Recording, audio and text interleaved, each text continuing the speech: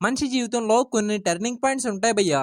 అలాంటి turning points Mahesh Babu గారి లైఫ్‌లో ఏం జరిగాయో చూద్దామా? చూసే ముందు ఈ వీడియోకి గట్టిగా ఒక లైక్ కొట్టేయండి.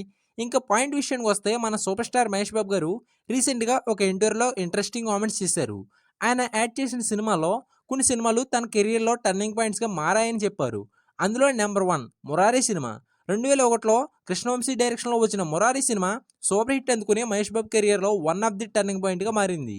దాని తర్వాత 2006లో పూరి జగన్నాథ్ డైరెక్షన్‌లో వచ్చిన 'పోకిరి' సినిమా హిట్ కొట్టి మహేష్ బాబు గారిలో ఉన్న మాస్ యాంగిల్‌ని చూపించాడు.